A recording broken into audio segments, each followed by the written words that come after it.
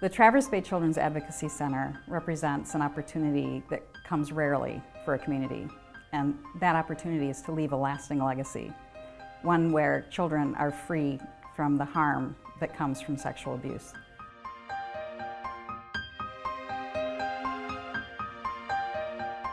So when a family comes into the Children's Advocacy Center, they're greeted by Emily, our intake coordinator. And Emily's wonderful. She's great at making kids feel really at home. Gwen, our family advocate, follows the family through the court process and also helps them coordinate appointments and is a support person for the family throughout.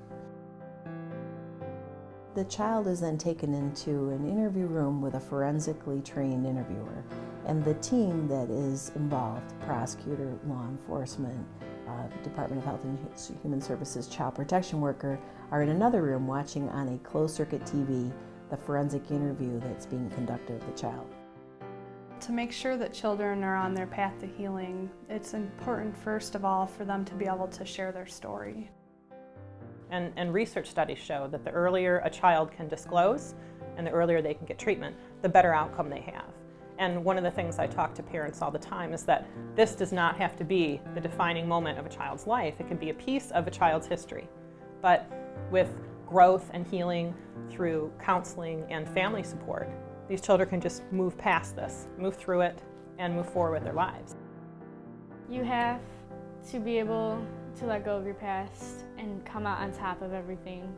And you just have to let it make you the stronger person in the situation, and you can't just mourn over everything that's happened. You just kind of have to take it as it is and realize that you don't want to live that way anymore and that you can make your future better. And it's a really beautiful thing because now we're seeing children that have come through the whole full circle of what the CAC offers, and they're thriving, their families have been supported through the process.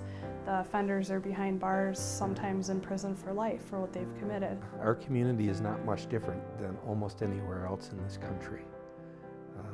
Child sexual abuse is abhorrent, is difficult to talk about, and yet the commitment is being made to shine a light in the dark corners of this epidemic.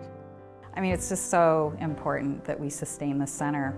It's at the very core of a healthy society. How we treat our children, how do we care for our children, what's our vigilance in protecting them. It's at the very core of a healthy society, and we've ignored this for too long, and it's time.